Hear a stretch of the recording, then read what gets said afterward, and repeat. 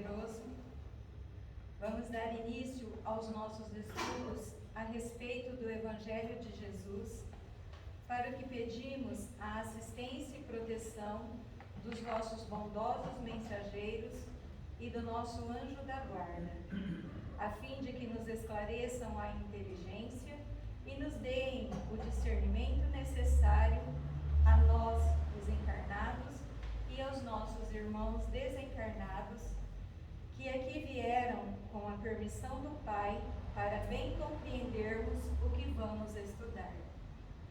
Rogamos a Jesus, o nosso mestre e guia, seja conosco e presida a nossa reunião.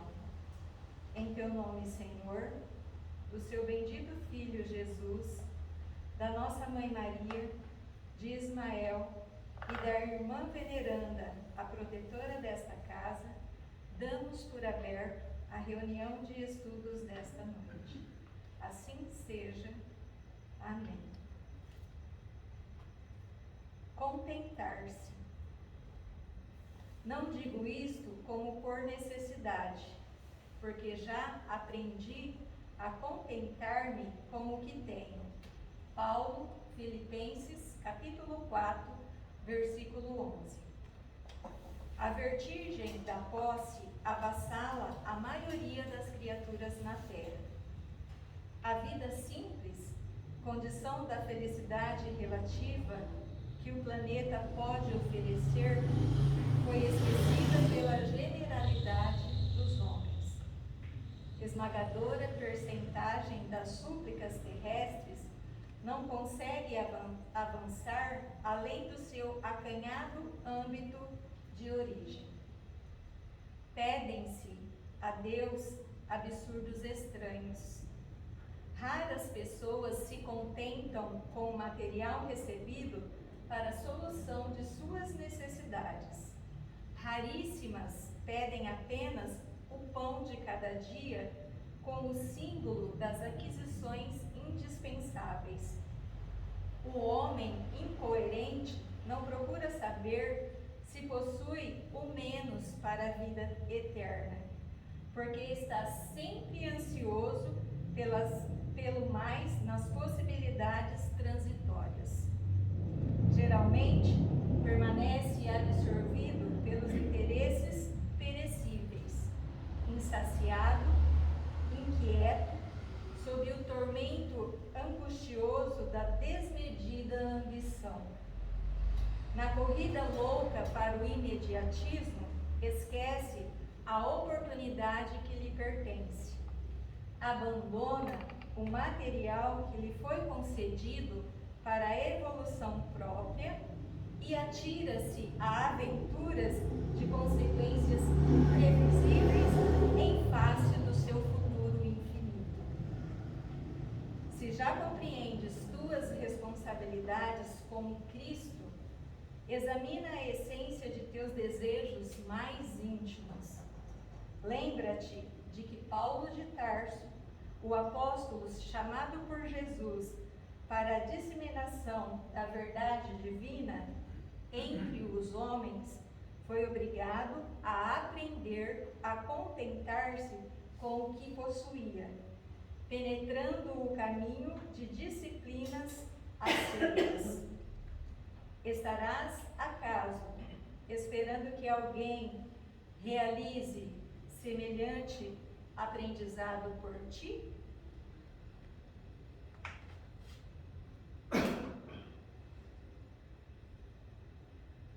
Pai nosso que estais nos céus, santificado seja o vosso nome. Que venha a nós o vosso reino. Que seja feita a vossa vontade, assim na terra como no céu. O pão nosso de cada dia nos dai hoje, Senhor. Perdoai as nossas ofensas, assim como nós perdoamos aos que nos têm ofendido. E não nos deixeis que entremos em tentações. E livrai-nos, Pai, de todo o mal, porque teu é o reino, o poder e a glória para sempre. Amém. espíritos esclarecidos e benevolentes, bondosos mensageiros de Deus, que tendes por missão assistir aos homens e conduzi-los pelo bom caminho, sustentai-me nas provas desta vida. Dá-me força para suportá-las sem murmurar. Afastai de mim os maus pensamentos e fazei que eu não dê entrada a nenhum espírito que tentasse iludir-me e conduzir-me no caminho do mal. Esclarecei minha consciência com relação aos meus defeitos e tirai-me de sobre os olhos o véu do orgulho, capaz de impedir-me os perceber e confessá-los a mim mesmo. A ti, sobretudo, bondoso anjo da guarda, que mais particularmente velais por mim, e a todos vós, espíritos protetores, que por mim vos interessais, fazei que me torne digno da vossa proteção. Conheceis as minhas necessidades, que elas sejam atendidas segundo a vontade de Deus.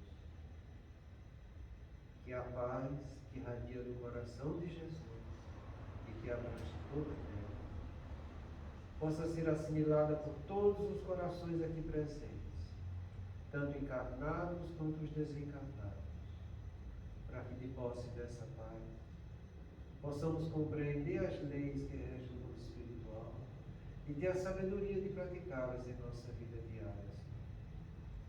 E em teu nome, Mestre amado, e da espiritualidade que nos assiste, solicitamos que fluidifique a água aqui exposta em nosso benefício.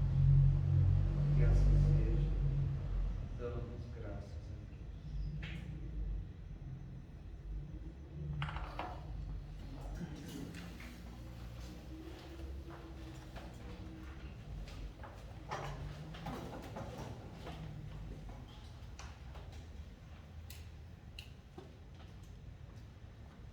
Boa noite.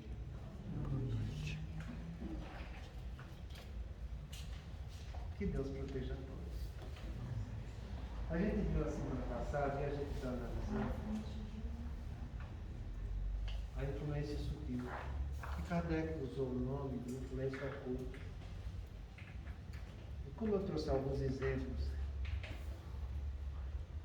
de algumas mensagens a respeito disso, foram exemplos que mexeram, que mexe mesmo. Então eu trouxe hoje de Kardec algumas passagens que falam sobre a influência oculta. Tem muito mais, sabe? Mas eu trouxe pelo menos o básico aí para vocês. Porque tudo que a gente vai estudar aqui vai ter como referência esses princípios. Kardec trouxe a doutrina, é o princípio. Os outros trouxeram o exemplo. Então, que a gente saiba, através do exemplo, entender a profundidade do princípio.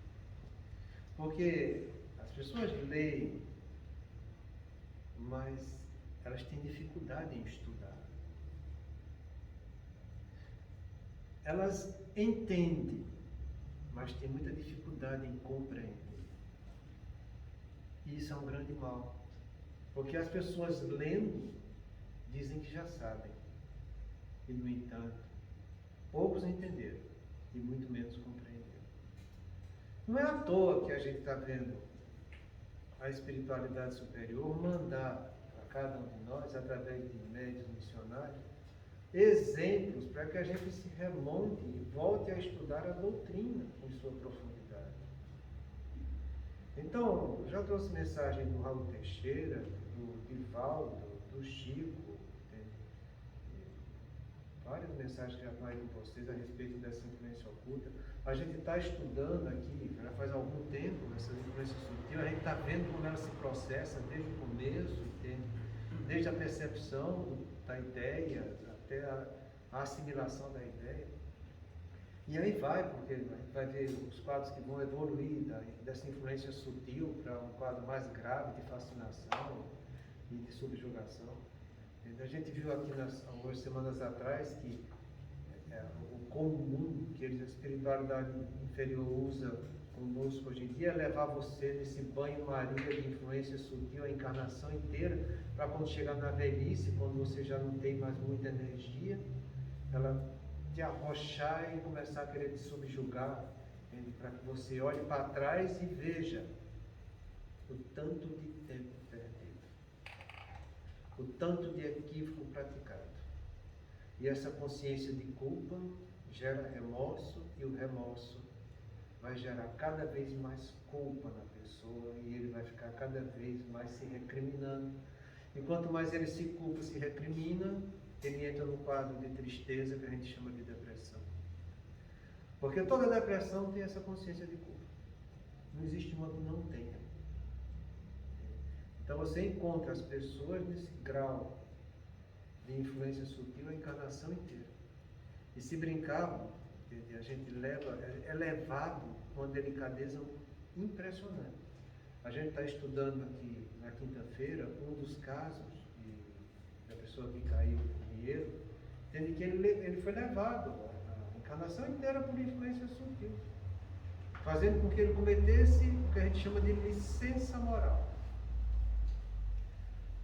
Você faz tudo certinho, está tudo bonitinho, então você hoje pode fazer uma coisinha erradinha. E você faz uma coisinha erradinha, mas todo mundo faz. Então você faz também. E aí começa, de licença moral em licença moral, a pessoa vai se comprometendo. E se comprometendo, ela vai se aprofundando em atitudes imorais. E quando ela olha para trás, como esse nosso irmão olhou e viu o estrago que tinha feito, entrou numa depressão profunda e chegou a morrer por causa disso. E a gente não está falando de conto da carochinha, não. A gente está falando de histórias verdadeiras. Então, que a gente procura entender isso. E eu trouxe aqui só 3 questões desse mundo que eu tenho para vocês aí. De Kardec, para a gente analisar aqui, que diz respeito a isso. E uma que a gente começou a semana passada, que é a questão 459. Que diz o seguinte: influem os espíritos em nossos pensamentos, em nossos atos, mais do que imaginais, pois com bastante frequência são eles que nos dirigem. E olha, ele não fala só em pensamento, ele fala pensamento e ato, sabe? Se as pessoas forem analisar isso aqui direitinho, ela olha, lê e diz: acho que eu nunca passei por isso. Será que não? Será que você é a exceção disso aqui? Desse bastante frequente? O próprio Divaldo fala que ele passou por isso. Ele foi levado através de influência sutil. E daí Ione Pereira fala a mesma coisa. Será que nós somos melhores do que ele? Então analisa direitinho, porque se você tiver a capacidade e a boa vontade de praticar o autoconhecimento e de analisar suas condutas, eu não estou falando nem de pensamento, porque pensamento é uma coisa muito íntima, nós vamos falar de ato, de conduta, porque conduta todo mundo vê. Se você for praticar o autoconhecimento, analisando seus atos e confrontando, através da lei do discernimento que você já tem, para saber se foi certo ou se foi errado, do jeito que Santo Agostinho nos orienta, nessa questão que é a última que eu trouxe aí nessa folhinha para vocês, ensinando a cada um de nós a fazer autoconhecimento, entende? Se você for fazer isso, você vai ver que seus atos são bastante falhos diante da lei de Deus. Ninguém está falando da lei do homem, ele está falando de lei de Deus. A gente está numa casa espírita. O que prepondera aqui é a lei de Deus. Você vai analisar suas atitudes desse jeito. Você e Deus. Porque, na verdade, essa relação entre eu e Deus é a primeira relação que eu tenho, que acontece quando Deus me criou. Então, todo primeiro relacionamento que eu tenho que ter na minha existência tem que ser entre eu e Deus. Se você não age desse jeito, você já está equivocado. Porque tudo que a gente fizer, a nossa consciência vai prestar conta dos nossos atos para Deus. Depois, você vai ver você com você mesmo. E por fim, você com os outros. Então, quando eu vou analisar o que eu pratiquei nos meus atos com os outros, eu tenho que entender que o que eu fiz para o outro, eu gravei em mim. e eu vou ter que dar satisfação para Deus. É sempre desse jeito. E se isso vai acontecer sempre comigo, que é o relacionamento entre pai e filho, que é onde está a fé divina, que é esse sentimento de segurança íntima do bom proceder do pai que é perfeito para com o filho que é imperfeito, eu vou ter que começar a trazer isso para a minha vida pessoal, de que tudo que eu estiver fazendo, eu vou ter que estar respondendo para Deus. Não tem boca, vai ser desse jeito. E quando eu desencarnar, vai ser a mesma coisa. Então, se você tem bom senso e boa vontade, pratica o autoconhecimento. Faz isso todo dia.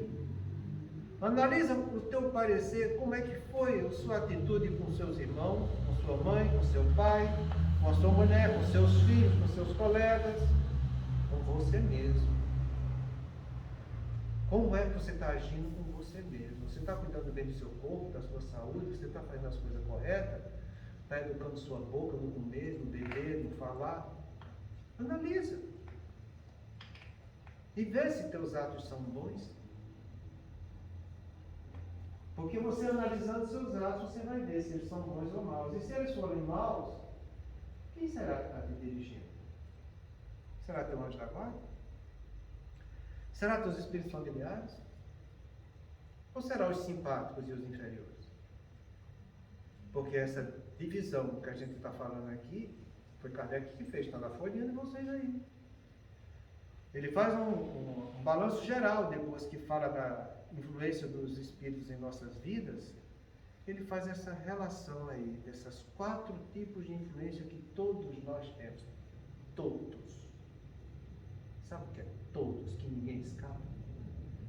Sempre temos um anjo da guarda, superior e bom. Sempre temos espíritos familiares. Não tão elevados quanto os nossos anjos da guarda, mas sempre bons. Sempre temos espíritos simpáticos, tão ruins e tão bons quanto eu mesmo. E sempre temos espíritos inferiores, que querem nos levar para o caminho do mal. Entendendo que a influência boa de anjo da guarda e espíritos familiares, essa tem que ser desejada e trabalhada por todos nós. Mas eu só vou aproximar do que é bom quando eu resolvo praticar e viver na minha vida o que é bom. Enquanto eu estiver vivendo o que não é bom, eu vou ficar com os espíritos simpáticos e inferiores. Por isso que a gente fala que as obsessões, elas são odiosas e não odiosas. As obsessões não odiosas são aquelas que acontecem pelos nossos espíritos simpáticos, que por ser do mesmo quilate vibratório nosso, não querem que a gente vá para frente, porque se eu for para frente, eu vou me distanciar deles, e eles vão perder o reduto alimentar que tem comigo. Então eles não nos odeiam, mas eles também não querem que a gente se melhore. Eles estão indo contra a lei do progresso. Por isso que são obsessores. Não querem que eu vá para frente. Já a obsessão odiosa são dos inferiores, que querem me prejudicar. E eles querem me prejudicar por quê? Por inveja, por vingança e por não querer que o bem prepondere entre os filhos de Deus.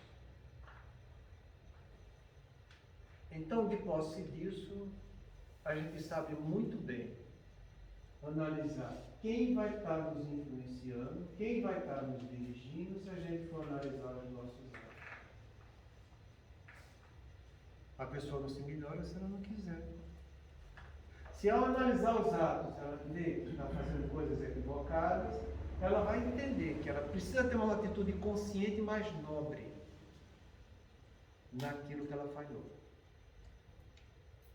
Ela vai ter que compreender que ela precisa parar de fazer o que era equivocado, se controlar para não fazer aquilo novamente, e ter uma atitude consciente e nobre, fazendo algo positivo no lugar daquilo que é negativo. É isso que a gente chama de inteligência emocional. que o Daniel Kahneman ensinou para todos nós no começo desse século.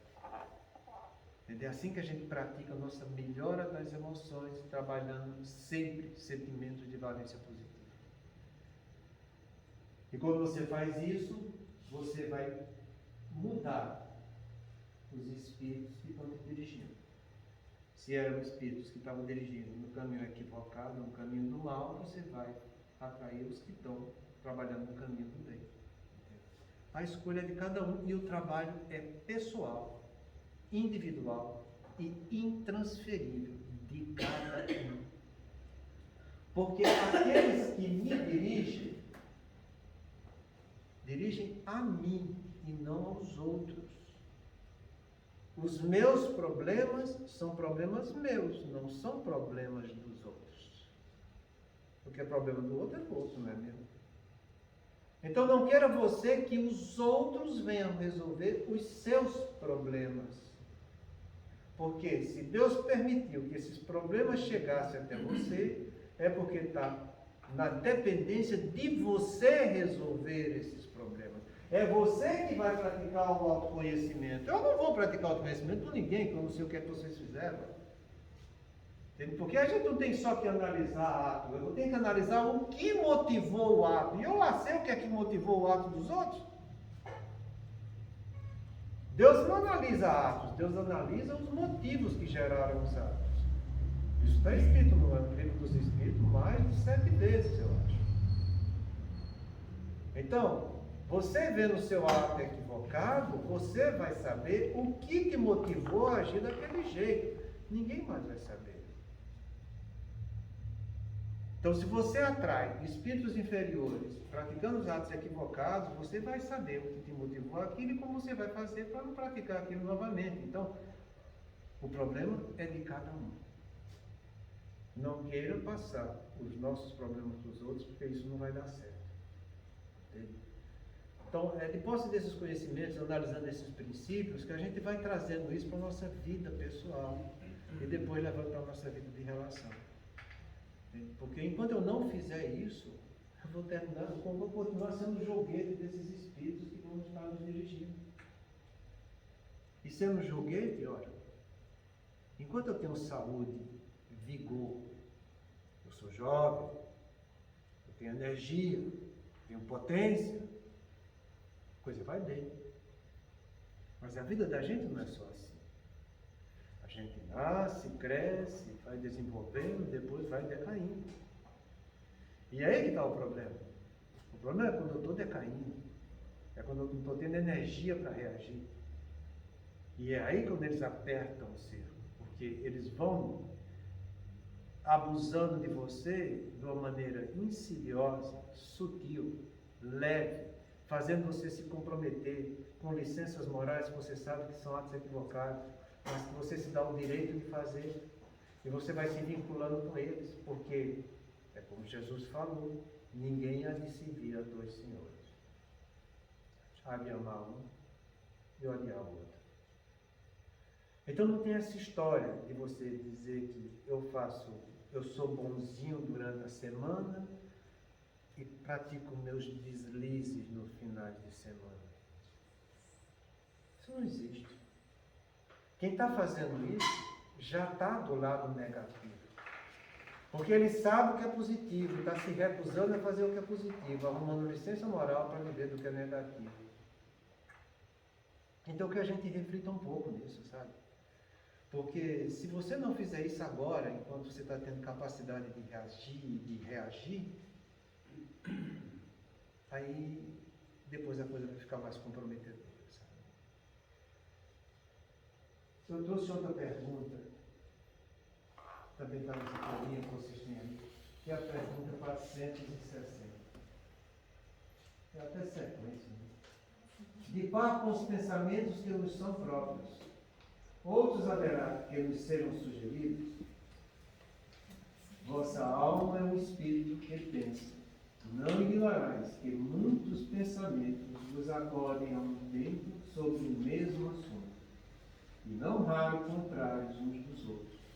Pois bem, no conjunto deles estão sempre de mistura os vossos com os nossos.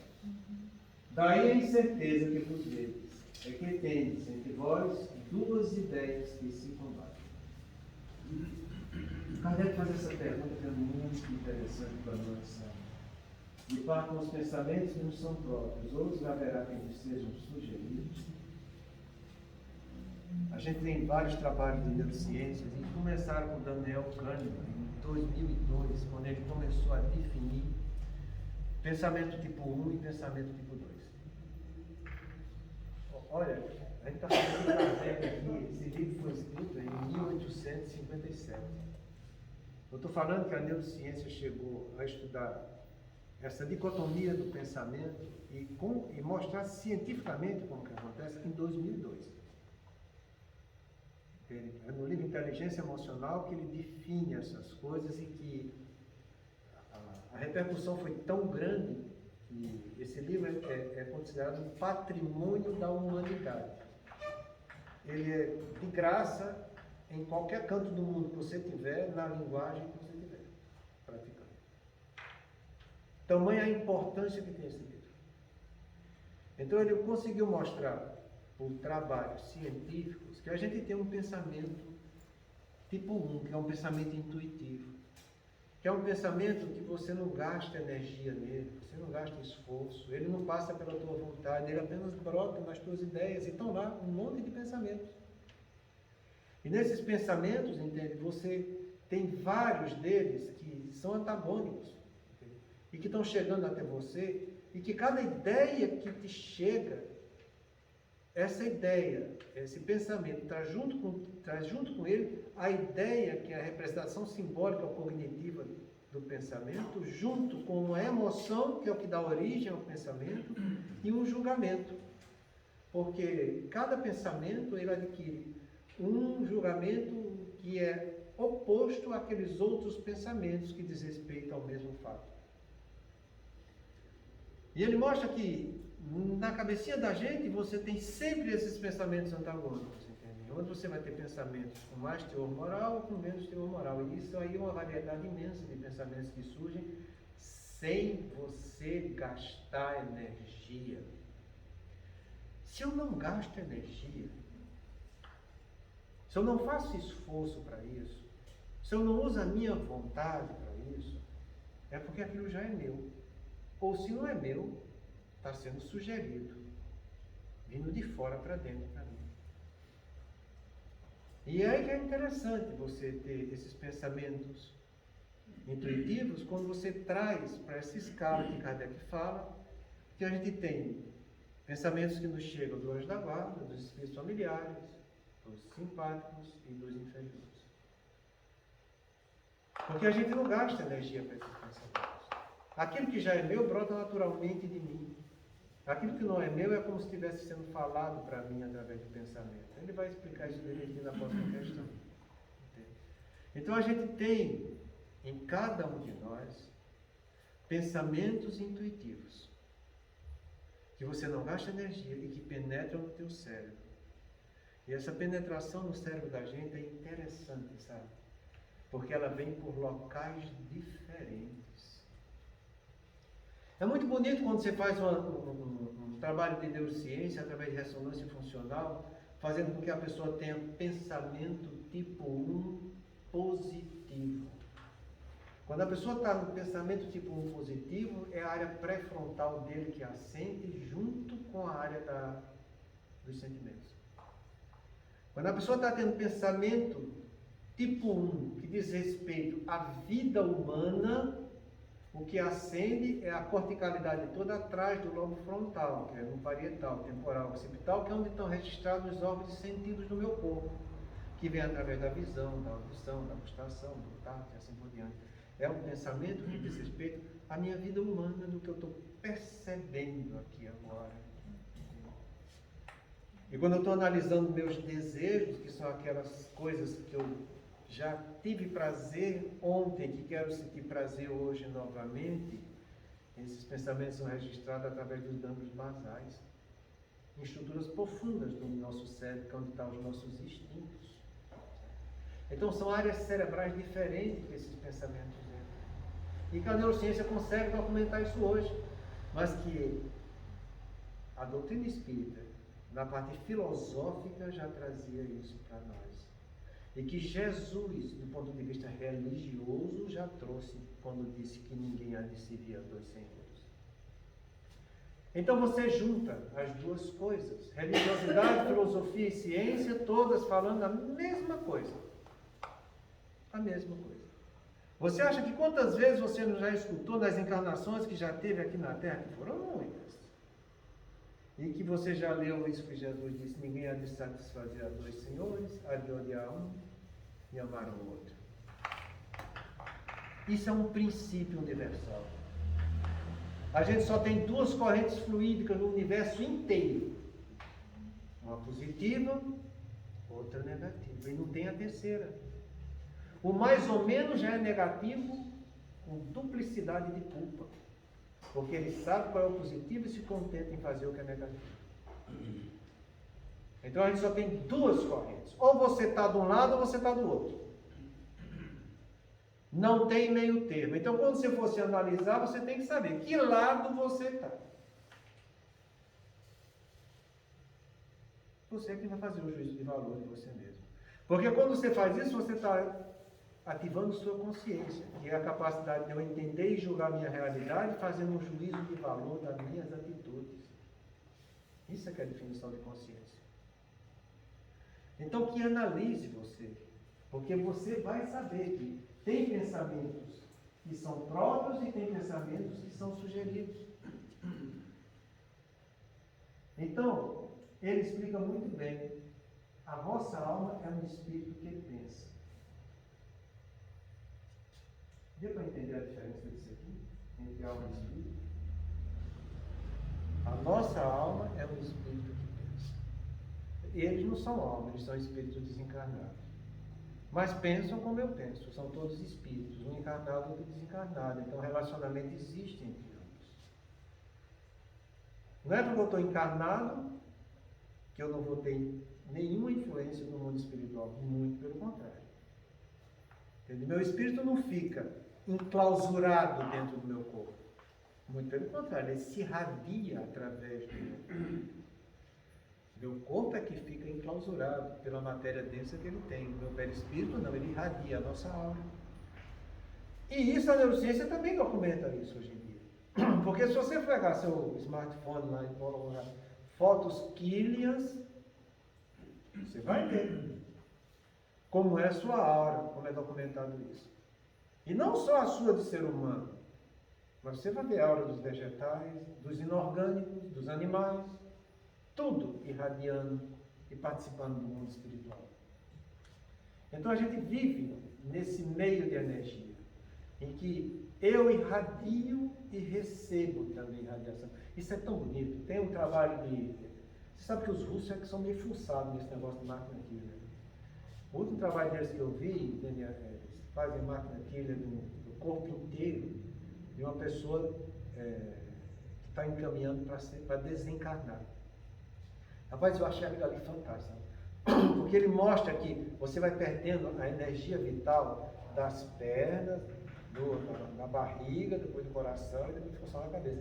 Eles documentam, eles fazem foto, é muito bonito isso aí.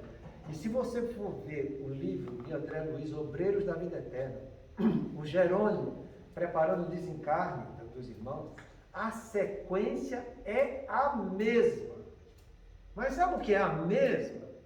André Luiz fala, Jerônimo dá os passos, as extremidades vão se enrijecendo, depois vai para o plexo solar da barriga, vai tirando, vai desprendendo, desconecta aquele centro de força, depois vai para o coração, desconecta aquele outro, depois vai da cabeça e fica só um, que é na força romboide, que é no quarto ventrículo, que fica unido ao perispírito, que começa a se modelar no mundo espiritual. Então, eu acho fantástico isso, sabe? Fantástico.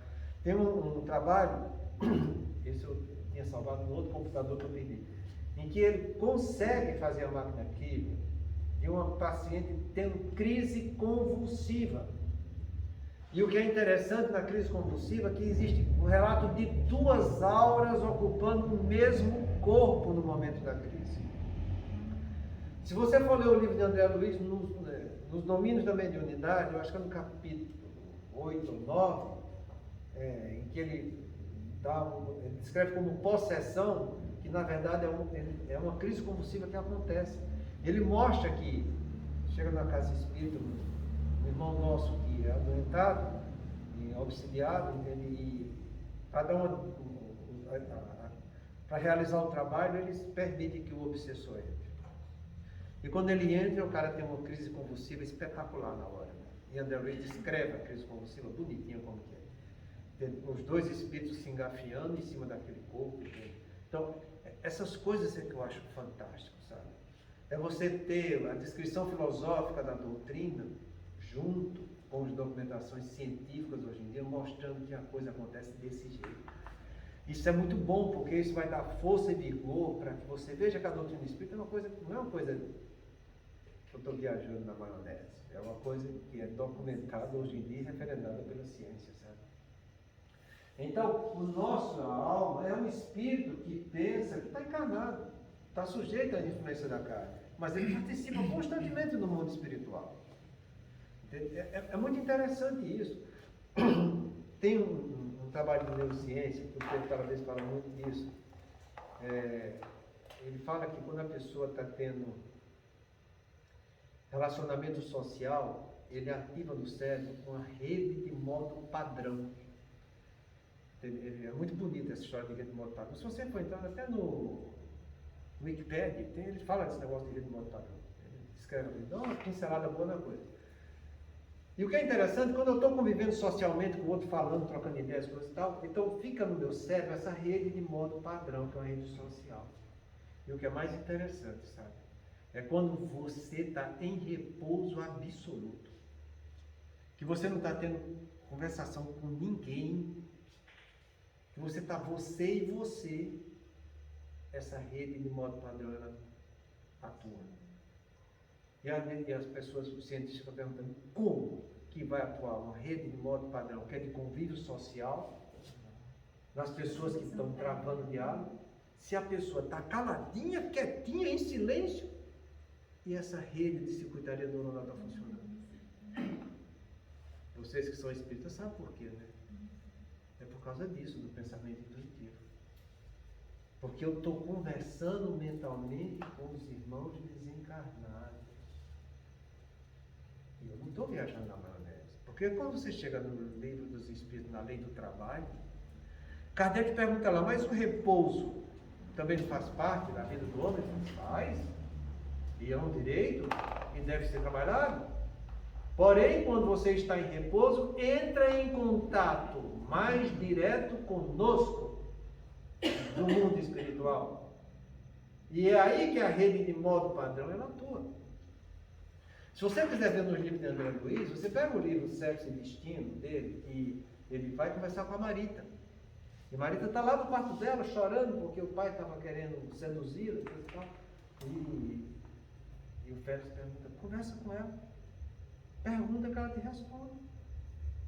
Ele põe a mão na cabecinha dela, vai fazendo pergunta e ela vai registrando os pensamentos intuitivos, lembrando daquele teor daquela pergunta e vai respondendo pela vida que ela teve aqui na Terra. E André Luiz faz inúmeras perguntas da vida passada dela e ela vai respondendo todas. Com isso, eu quero chegar à conclusão é que o espírito tem que entender que ele tem que ser uma pessoa transparente. Que não adianta ele querer esconder as coisas.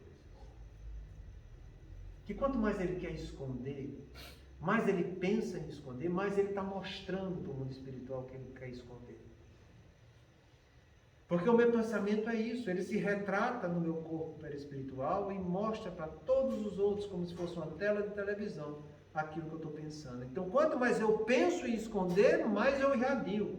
Mais eles veem, e vendo, vêm conversar comigo. Então, seja transparente. Não queira esconder nada. Porque eles ficam rindo do lado de lá com a nossa puerilidade. Então, nossa alma é um espírito que pensa. E pensando, vai mostrando aquilo que a gente está querendo, desejando, ou é querendo evitar. Não interessa, aí mostra tudo. É assim que nós somos. Entende? E é assim que a gente precisa viver. Sabendo que a gente precisa ser verdadeiro e sincero conosco e com o mundo espiritual. Porque não adianta depois a pessoa ficar sentada como um santo, fazendo um monte de coisa errada, querer que os outros venham resolver seus problemas, ou que a espiritualidade venha como se fosse alguém que a gente mandasse eles obedecessem para resolver aquilo que a gente está mentindo para a gente e fugindo da nossa própria responsabilidade de fazer o que é certo. Eles sabem tudo que a gente faz. E não fica pensando que é só os espíritos superiores que sabem, não. Porque os inferiores sabem do mesmo jeito. Quando você vai ler o livro Ação e Reação de André Luiz, está lá escrito, no caso do Antônio, os espíritos inferiores obsessores, mostrando que no mundo espiritual existe uma escola chamada Escola dos Vingadores, onde ensina a qualquer espírito a captar o desejo central de qualquer um aqui na Terra e manipulá-lo como bem queira. Então, tanto os superiores quanto os inferiores fazem isso. Então, não adianta você querer dar um de João sem braço para que a espiritualidade venha resolver seus problemas. Não adianta você, depois que está perturbado, sentindo essa influência espiritual de uma forma mais incisiva, entende, que começa a te perturbar com essas ideias que você se sente incomodado, e querer que os outros venham resolver seu problema, porque o problema é seu. Os outros vão nos ajudar a resolver nossos problemas. Porque é como a gente estudou no sábado aqui, a respeito da prece. A oração só tem duas coisas que faz com a gente. Não tem três, só são duas. É trazer luz para o entendimento, para que eu compreenda melhor a situação que eu estou vivenciando, e compreendendo melhor, eu possa agir por mim mesmo para começar a remover as pedras do meu caminho. E trazer também força para a minha vontade, para que aquela pedra que eu esteja removendo, eu tenha cada vez mais força para continuar removendo. Mas quem vai ter que remover sou eu com a minha vontade. Não vão ser os outros. Vai ser eu mesmo. Então, o nosso espiritual é um espírito que pensa. Não ignorais que muitos pensamentos nos acordem ao mesmo tempo sobre o mesmo assunto e não raro contrários uns dos outros. Quer dizer que isso não acontece na cabeça de vocês? Com qualquer coisa que você esteja pensando? Já pensar porque com uma agulha caiu no chão, você vai ver, tem muito pensamento verdadeiro e muito pensamento falso. Analisa isso. Por quê? Porque você vai servir de influência da espiritualidade. E se você absorve um pensamento falso, você monta um elo de ligação entre você e o emissor. Por isso que Kardec fala, quando a gente está vendo as comunicações espíritas, e quando a gente fala comunicação espírita, ele fala tanto comunicação ostensiva quanto passiva, como que a gente tem através de pensamento. Recuse 99 verdades, mas não aceite uma mentira. Porque depois que você aceita uma mentira, sua capacidade de resistir ao mal diminuiu e muito. E neurociência também mostra isso. Quando você deliberadamente faz uma coisa errada, sabendo que é errada, a chance de você fazer esse ato errado novamente aumenta 300 vezes mais. Pedro Calabres fala isso através da traição. Quem quiser vai lá, pô. Traição Pedro Calabres, aparece os trabalhos de neurociência mostrando tudo direitinho. Então, pensa, analisa, para você aceitar o que é certo e começar a recusar o que é errado, mas recusar com consciência do que você está fazendo. É essa consciência que vai me trazer aprendizagem. Se eu não faço com consciência, mas eu faço porque o outro está dizendo, eu não estou trazendo ensinamento para mim. O que traz ensinamento para mim é eu ter consciência do ato que eu estou praticando. Então não adianta eu dizer para você, fulano, não fuma que faz mal. E você dizer, eu não vou fumar porque ele falou. Então eu vou tentar, porque é assim que as pessoas fazem. Eu vou tentar. Quando diz eu vou tentar, eu digo tente. Você já perdeu. Você já perdeu. A pessoa, quando é consciente e vai fazer, ele faz com responsabilidade, que é um sentimento interior dele. Eu não vou fazer porque eu sei conscientemente que isso é ruim e que eu não vou querer trazer mais coisa ruim para a minha vida. Então eu vou vencer a dificuldade. Eu não vou deixar o vício mandar em mim, mas eu vou educar o meu vício. Entende? Então a gente vai ter vários pensamentos sobre o mesmo assunto. E o que é que você vai ter que fazer? Fazer um juízo de valor sobre cada pensamento. Porque é aí que está o julgamento de cada ideia. Cada pensamento que eu tenho é uma ideia, que representa o elemento cognitivo, é um julgamento e é uma emoção, que é o que dá origem a essa ideia, sabe? Então, quando eu estou educando os pensamentos que me chegam, eu estou fazendo uma educação das emoções que eu estou sentindo. E quando eu trabalho emoções de valência positiva, eu estou depurando meus sentimentos também, conquistando para mim sentimentos de valência positiva. Então, é muito importante a gente agir com consciência do que a gente está fazendo. Entendeu? E você só vai agir com consciência quando você para, analisa, reflete, você debate com você mesmo, e você, através do discernimento, você vai sabendo separar o que é certo, o que é errado, o que é verdadeiro, o que é falso, o que é positivo, o que é negativo, entende? À medida que você faz isso, você começa a abrir o que a gente chama de consciência ética. É um tal discernimento seu.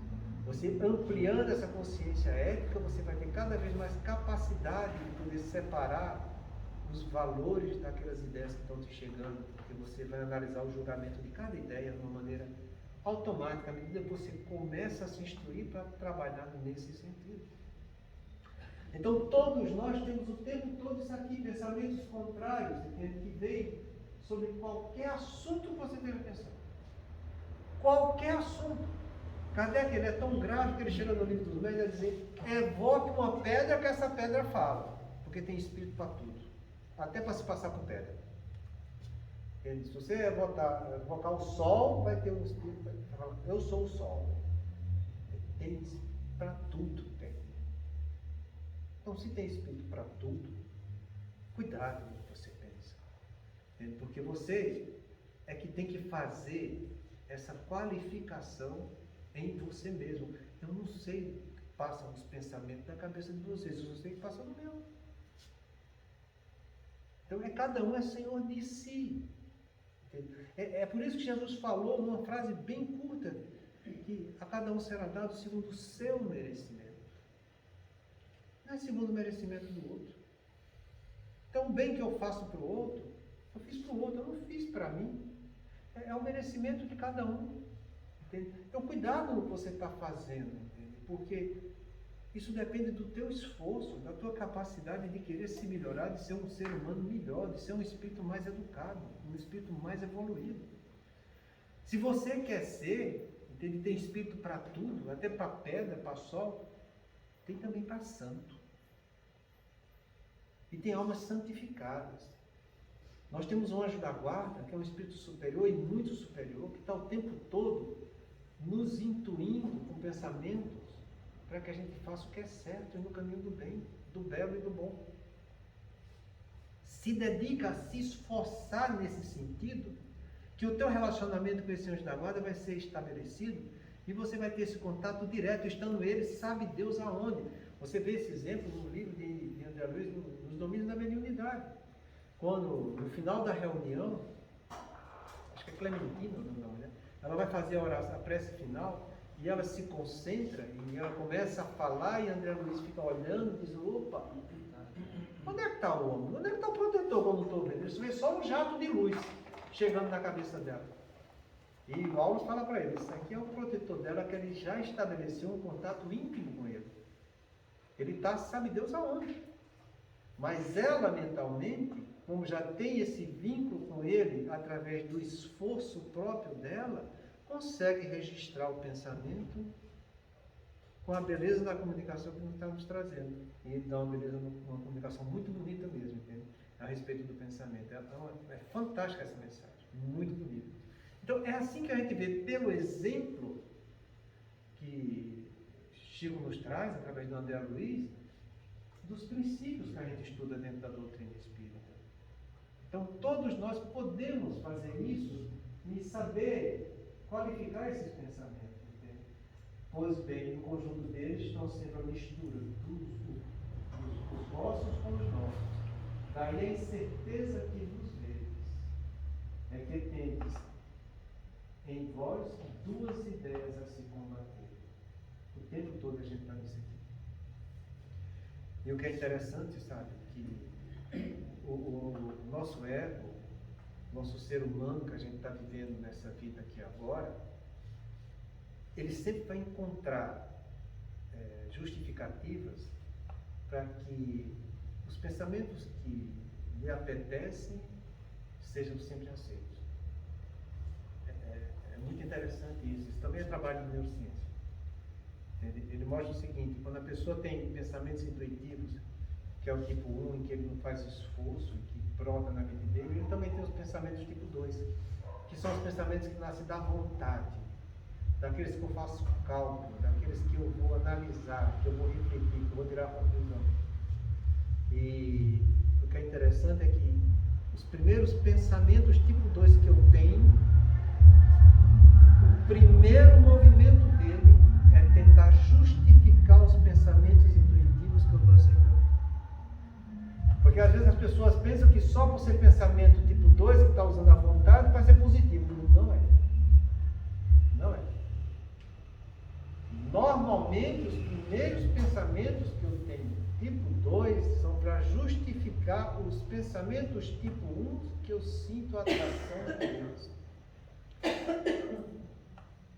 E o Pedro Calabres, ele fala disso também, chama pensamentos intuitivos. Você pode entrar lá na internet, que está isso, pensamentos intuitivos, Pedro Calabres, ele explica isso direitinho, é um videozinho curto, dá uns 15 minutos, sabe, mas de uma riqueza fantástica. E ele fala que a gente, para ter um pensamento tipo 2 positivo, a gente tem que agir como um juiz.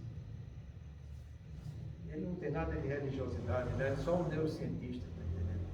Então, quando você age como um juiz para analisar, o juiz é quem vai fazer uma análise profunda do caso que está chegando até ele, para ele ser detentor da verdade. Então, quando você age como um juiz indo em busca da verdade, aí você consegue fazer com que esse pensamento tipo 2 venha através do teu pré-frontal te conduzir para um norte correto na tua vida. Então a gente tem essas 3 formas de pensamento que é muito interessante: os intuitivos, tipo 1, os tipo 2 que vão justificar nossas atitudes do ego, e os tipos mais profundos que vão ser verdadeiros juízes, que é o do eu maior, que vai trazer a verdade para cada um de nós. Então a gente fica ideias que nos combatem o tempo todo, de qualquer assunto que a gente esteja passando, para que a gente faça as escolhas corretas na nossa vida. Então isso quer dizer o seguinte: que para você ter um pensamento tipo 2 educativo, você vai ter que ter muita reflexão em cima daquilo. Então, por isso que a gente fala que entender não é tudo. Entender é eu me apropriar de uma ideia nova que eu não tenho. Eu entendo algo novo. Mas quando eu estou entendendo algo novo, eu estou entendendo algo que está fora de mim. Quando eu trago esse entendimento informativo novo para refletir em mim, eu começo a compreender o entendimento. Eu começo a trazer isso para dentro de mim, para que eu, de posse da emoção que gerou aquela ideia que eu estou entendendo, eu sinta a emoção em mim.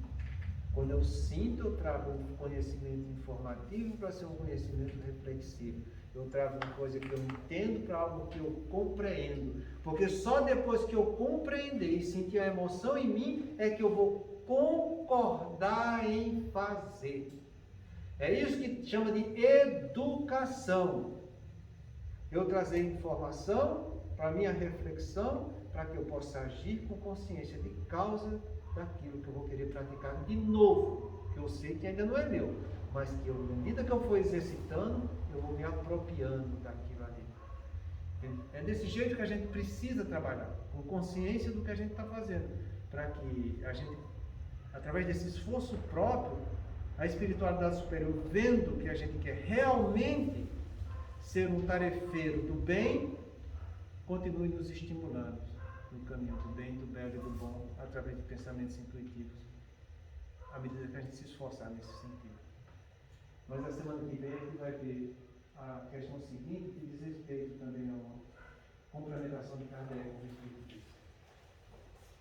Muita paz a todos.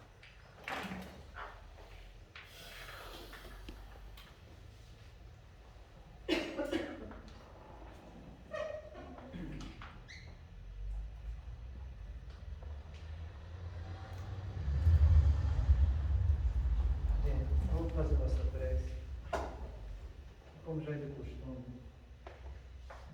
Vamos pensar de uma forma mais amorosa para essa área de conflito que está ficando uma situação tão complicada, mas tão complicada, para que Deus venha escutar nossas preces e sabendo que nós que estamos encarnados, estamos querendo o bem aqui na Terra, Ele vendo o nosso esforço, nossa dedicação, venha nos ajudar, trazendo paz para esse conflito. Senhor de infinita bondade, no santuário da oração, marco renovador do meu caminho, não te peço por mim, Espírito benditado, para quem reservaste os tribunais da tua excelsa justiça. A tua compaixão é como se for o orvalho da esperança em minha noite moral, e isso basta a rebelde pecador que tenho sido. Não te peço, Senhor, pelos que choram, clamo o teu amor em benefício dos que fazem as lágrimas. Não te venho pedir pelos que padecem, suplico-te a bênção para todos aqueles que provocam sofrimento. Não te lembro os fracos da terra, recorda-te quantos se julgam poderosos e vencedores. Não intercedo pelos que soluçam de fome, rogo-te amor para os que lhes furtam os povos. Senhor todo bondoso, não te trago os que sangram de angústia, relaciono diante de ti os que golpeiam e ferem. Não te peço pelos que sofrem injustiça, rogo-te pelos empreiteiros do crime. Não te apresento os desprotegidos da sorte, sugiro teu amparo aos que esteve a aflição e a miséria. Não te imploro mercê para as almas traídas, exorto-te o socorro para os que destecem os fios envenenados da ingratidão. Pai compassivo, estende as mãos sobre os que vagueiam nas trevas. Anula o pensamento insensato. Cerra os lábios que induzem a tentação. Paralisa os braços que apedrejam. Detém os passos daqueles que distribuem a morte. Ajuda-nos a todos nós, filhos do erro, porque somente assim, ó Deus piedoso e justo, poderemos edificar o paraíso do bem com todos aqueles que já te compreendem e obedecem, extinguindo o inferno daqueles que, como nós, se atiram desprevenidos aos insanos torvelinhos do mal. O tempo não para. Se agora encontras o teu ontem, não ouvides que tua ação de hoje será a luz ou a treva do teu amanhã. Pai de amor e bondade, muito obrigada por estarmos aqui com o sentimento, com a vontade em aprender. E peço a sua força, a sua persistência, a sua sabedoria, para que ao sairmos daqui coloquemos em prática esses ensinamentos, que levemos para os nossos lares, trabalhos, para a sociedade em si. Pai nosso que estais no céu, santificado seja o vosso nome. Que venha a nós o vosso reino, que seja feita a vossa vontade, assim na terra como no céu. O pão nosso que nos dai hoje, perdoai as nossas ofensas, assim como perdoamos a quem nos tem ofendido. E não nos deixeis cairmos em tentações, mas livra-nos de todo mal, agora e sempre.